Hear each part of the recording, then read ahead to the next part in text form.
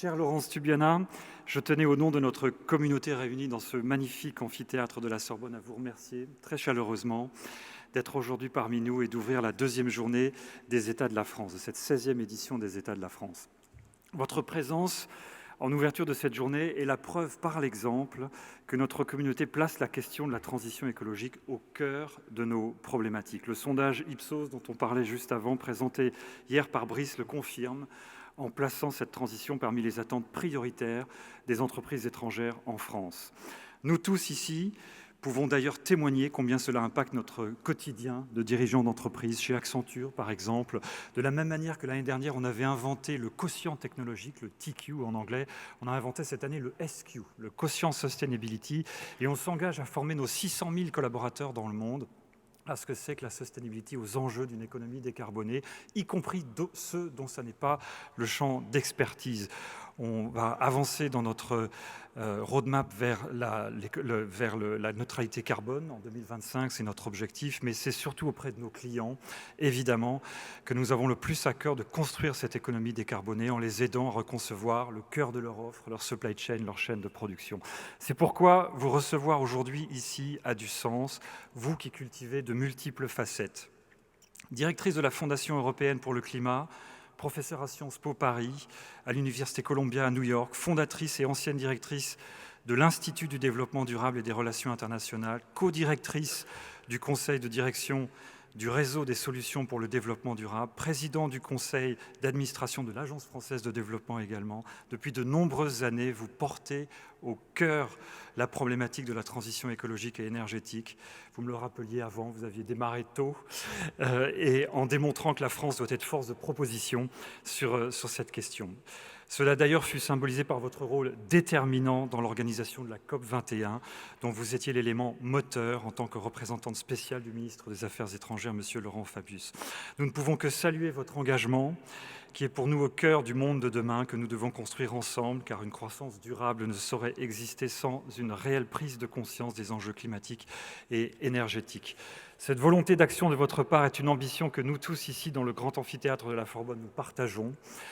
J'aurai d'ailleurs, après votre intervention, le plaisir de présider un panel qui se penchera sur ces enjeux liés à la prise en compte du Green Deal dans la transformation de notre économie. Nous sommes très heureux de pouvoir vous entendre aujourd'hui, nous présenter votre vision sur ces enjeux essentiels pour le monde de demain et les générations futures. Chère Laurence Tubiana, je vous cède la parole.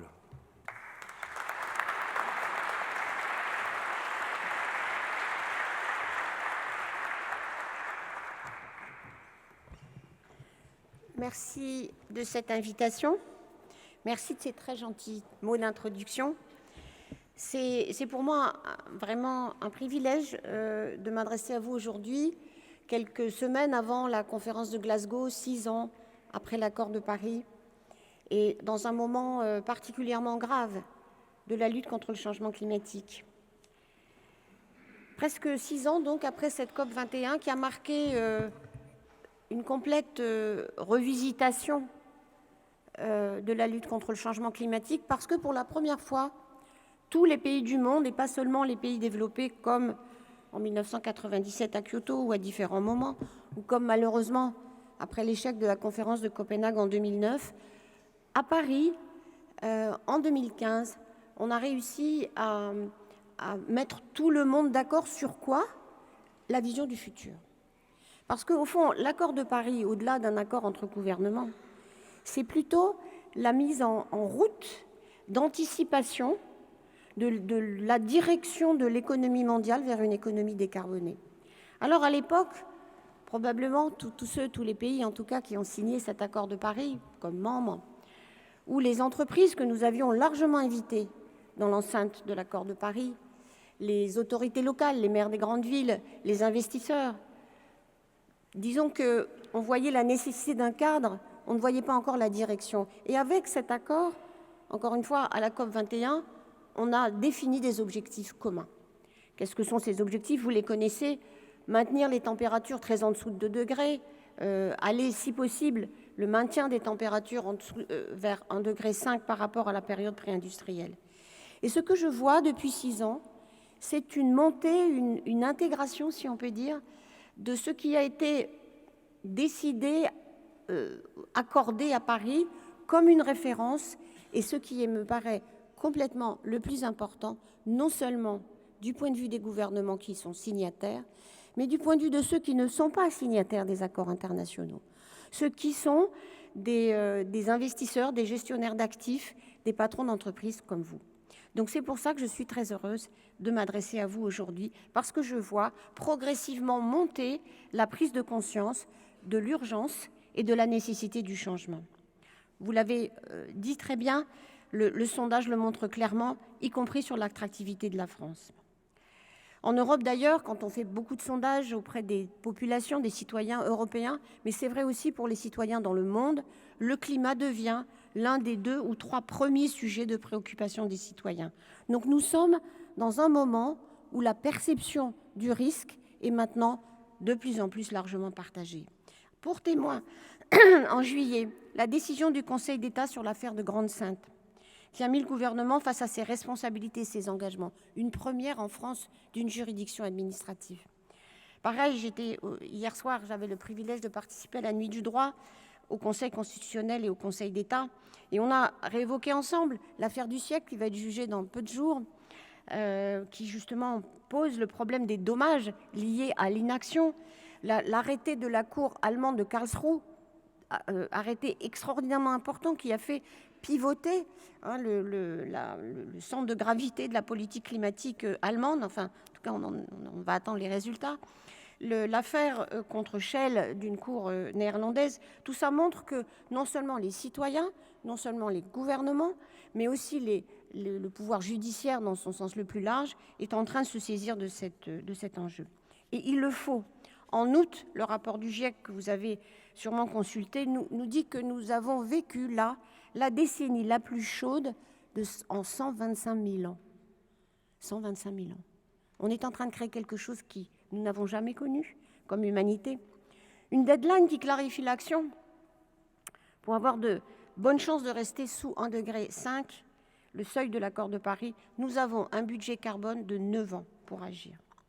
Et la solution, qui paraît effrayante, un mur, c'est de réduire les émissions globales de moitié chaque décennie d'ici à 2050.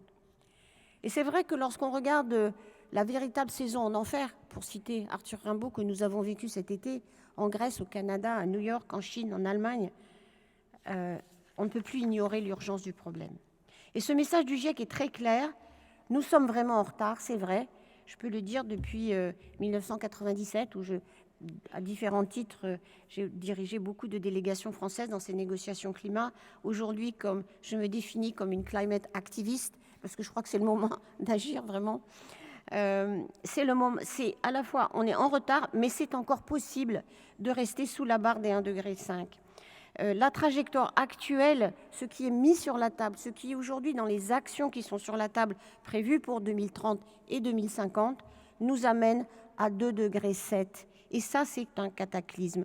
On le sait, cela veut dire que l'Arctique disparaît tous les 10 ans, la calotte glaciaire disparaît tous les 10 ans si on est à 2 degrés, chaque siècle si on est à 1,5 degré.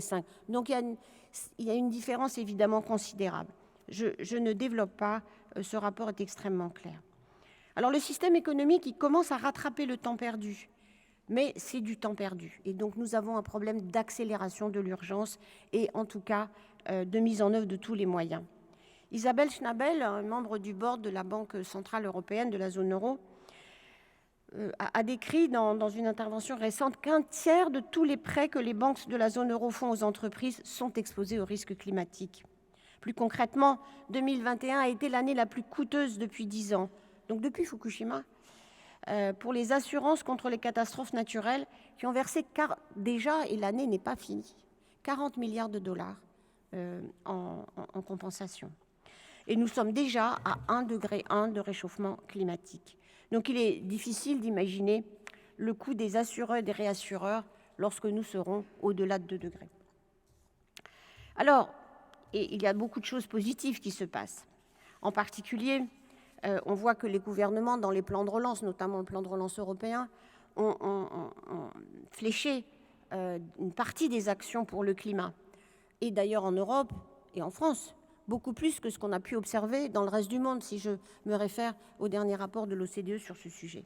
Donc 70% des 100 milliards destinés à la relance ont pour l'instant maintenu les activités telles quelles. Ça se comprend très bien, crise, mesures de court terme, on finance ce qu'on sait financer, ce qui est déjà là pour maintenir l'emploi.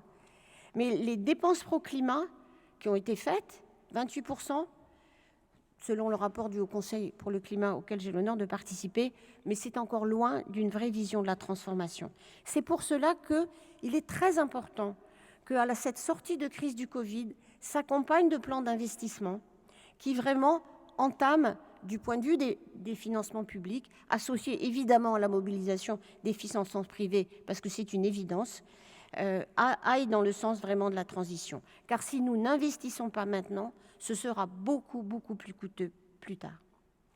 Alors cet horizon 2030 assumé par le Green Deal, c'est moins 55% d'émissions à l'horizon 2030, c'est une opportunité évidente de raccorder les investissements aux objectifs européens. Donc je suis, moi, vraiment très attentive à ce que la semaine prochaine, le président de la République va dévoiler sur le plan de France 2030, parce que c'est ce moment où on va, au fond, avoir la mobilisation en France, j'espère en Allemagne, lorsque la coalition aura accouché d'un programme, mais aussi ailleurs, raccord avec ce projet européen.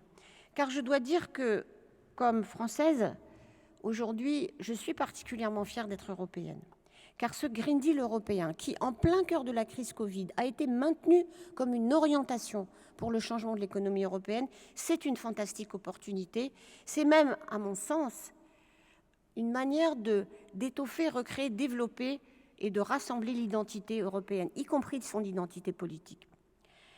Pour le concret de ses ambitions, à l'horizon 2030 et 2050, c'est l'Europe et le marché unique avec toutes ses normes, cette capacité de définir des normes au plan mondial par son attractivité, c'est cela qui va nous donner l'avantage, l'opportunité économique pour demain. Alors en France, bien sûr, avec les élections présidentielles, on l'a vu d'ailleurs le rôle du sujet du climat dans les élections allemandes, on le verra certainement dans d'autres domaines et dans d'autres élections plus tard. On a vraiment un enjeu français tout à fait intéressant pour montrer que la lutte contre le changement climatique fait partie de la politique d'investissement, de la politique de regard vers le futur, de la politique d'attractivité de la France. Et c'est pour ça, évidemment, que je suis heureuse de parler de tout ça devant vous. Ce Fit for 55 est un énorme dossier de transition pour réduire nos émissions à 2030. Et encore une fois, 2030, vous savez, je suis très heureuse. L'accord de Paris, on a mis l'idée de neutralité climatique en 2050, sous un vocabulaire très compliqué, je ne reprendrai pas, à la dernière minute de la négociation du dernier samedi avant la fin de la négociation. Donc je suis très heureuse que beaucoup de gouvernements, beaucoup d'entreprises mettre la neutralité carbone dans leur plan 2050. C'est très bien, il nous faut le signal de long terme, on ne peut pas faire ça en un jour. Mais on a besoin de l'action maintenant. On a besoin des objectifs 2030 vraiment très clairs. Parce que c'est trop tard sinon. Et donc, mon message, c'est il faut que les entreprises soient des alliés indéfectibles de cette transition et du Green Deal européen. Sinon, il ne marchera pas. C'est un grand pari, mais il n'est pas du tout fait parce qu'il est très difficile à conduire. La Banque d'investissement européenne a une feuille de route pour engager 1 000 milliards d'euros en investissement d'ici à 2030 en soutien au Green Deal. C'est exceptionnel. On a une banque de développement européenne qui est complètement à la pointe de la transition écologique en matière de son portefeuille. Et donc, portez vos ambitions via les fédérations d'entreprises à Bruxelles. Agissez, écrivez.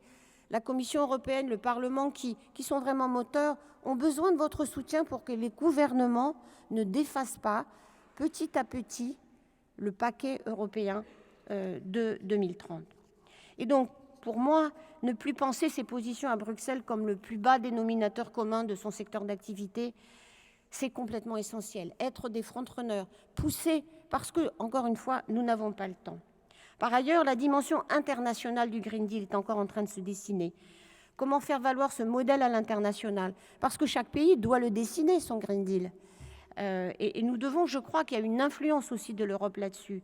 Qu'est-ce qu'on va faire de la taxe d'ajustement aux frontières? Beaucoup de questions, mais autant de raisons de s'engager et de faire vivre cette ambition. À tous égards, à mon sens, nous n'avons pas le choix. On me demande très souvent, est-ce que vous êtes optimiste ou pessimiste? Je réponds par le pari de Pascal. De toute façon, on n'a pas le choix. Il faut qu'on continue. C'est pour ça que de diplomate, je suis passée à activiste, parce que je pense qu'il faut accélérer le tempo. Et les entreprises ont un rôle à jouer vis-à-vis des citoyens. Et je trouve qu'on a en France un débat public très mal construit, entre une opposition entre croissance verte et décroissance, alors qu'on ne devrait pas... Enfin, la croissance de demain, ce n'est pas la même que celle d'aujourd'hui. Ce n'est pas plus d'iPhone tous les ans, c'est différent. Il faut croître, on a besoin de croissance. On a besoin de distribuer de la valeur. On a besoin de mobiliser vers un projet justement de développement. Mais ce contenu de la croissance, c'est ça la discussion d'aujourd'hui. Ce n'est pas de savoir si c'est moins ou plus, c'est plus, mais plus de beaucoup d'autres choses. Donc c'est une caricature, cela me rend très souvent furieuse et il faut aider à dépasser ce débat. Il faut réellement s'intéresser à la définition des indicateurs de croissance, ce qui fait la prospérité d'une nation, d'une entreprise et des citoyens. Il faut savoir attirer les talents de demain. Et vous savez, parce que vous recrutez, les jeunes générations, et je suis professeure, je le vois, sont intransigeants sur l'intégrité de l'action climatique. Et le creusement des inégalités, la pollution, ce ne sont pas des externalités neutres. Il y a un coût humain, un coût social, y compris pour le lien social dans nos sociétés. Et le coût humain d'une transition échouée est trop peu évalué. Rappelons-nous, lorsque nous avons fait des transitions industrielles en France profondes, la sidérurgie par exemple, on a mis longtemps à s'en remettre. Parce que peut-être qu'on ne savait pas à l'époque anticiper, construire. Et aujourd'hui, nous savons que nous allons aller vers cette transition. Il faut l'anticiper et la préparer avant même qu'elle déploie ces facteurs de déstabilisation et de disruption qui vont évidemment arriver. Donc il y a une part d'optimisme dans ce que je pense, c'est-à-dire le champ des possibles, mais il y a aussi les chocs sociaux qui sont ailleurs en train d'arriver, comme on le voit aujourd'hui avec l'actuelle crise des prix de l'énergie du Royaume-Uni à l'Espagne, ce qui nous le dépendent. Pour finir, je veux donc parler de ce contrat social que, à mon avis, le Green Deal définit. Alors pourquoi contrat social? Parce que ça implique tout le monde. Ça ne peut pas être Bruxelles qui redéfinit des législations qui vont arriver ensuite sur notre territoire ou sur le territoire des différents pays membres. C'est une appropriation des sociétés européennes pour aller de l'avant dans la direction de la transition écologique. Mais c'est des arbitrages et c'est des choix. Mais il ne peut pas se faire à l'encontre des citoyens. Et en même temps, échouer la transition sera un désastre. Donc on a besoin d'emmener les sociétés avec nous. J'ai coprésidé le comité de gouvernance de la Convention citoyenne, dont on a dit des choses diverses. Je peux vous assurer que les citoyens français, vis-à-vis une grande question publique, sont tout à fait prêts, si l'information, la discussion, l'association intervient, à s'associer à cette transition. Donc justice sociale et transition écologique me paraissent être complètement liées pour justement moderniser l'appareil productif français et international. Enfin, je voudrais vous dire qu'on ne peut pas laisser la place à la coalition des mauvaises volontés. Ce n'est pas que j'ai quelque chose contre ceux qui trouvent que ça va trop vite. Le problème, c'est que c'est trop tard. Si nous avions commencé tout ça il y a 30 ans, on aurait pu aller doucement sur ce chemin. Peut-être d'ailleurs on n'aurait pas pu le faire parce que c'était des ruptures technologiques trop profondes. C'est tout à fait vrai. Mais ces dernières années, la France a été au premier rang du débat climatique avec l'accord de Paris. C'est une référence mondiale. Elle reste. Elle est une référence non seulement pour les gouvernements, mais pour les entreprises, pour les citoyens, pour les jeunes dans la rue. C'est quand même extraordinaire. Et donc, il me semble qu'il faut se rassembler autour de cet impératif. Il faut se rassembler autour de cette fantastique opportunité européenne. On est le seul ensemble au monde qui non seulement a défini ses ambitions à 2050, à 2030, mais commence à indiquer comment cet ensemble va y aller. C'est le seul. On est en avance par rapport aux États-Unis sur les évolutions qu'on pense en matière industrielle. On est en avance par rapport aux États-Unis, notamment l'électrification du transport, par exemple. On est en avance vis-à-vis des États-Unis sur les instruments de politique publique qu'on est en train de mobiliser. On est en avance sur la manière d'orienter les investissements publics. Regardez les difficultés de Biden à faire un plan d'infrastructure qui soit favorable au climat, alors que nous, avec les moyens européens, aujourd'hui considérables et nouveaux, vont dans cette direction. Donc mon dernier message, vous allez être associés à la discussion sur la sortie de la crise économique et sociale que nous avons vécue avec le Covid. Sortons-en dans la bonne direction. Plaidons pour que les investissements publics entraînent les investissements privés dans la transition, que ce soit ça qu'on doit faire. Il y a un débat sur la dette, il y aura un débat sur les politiques d'austérité, mais ne nous trompons pas, il ne faut pas rater cette marche. 2030, c'est dans 8 ans, 9 ans, c'est le moment où on doit agir et il faut que toutes les ressources soient mobilisées pour le faire. Je vous remercie de m'avoir écouté.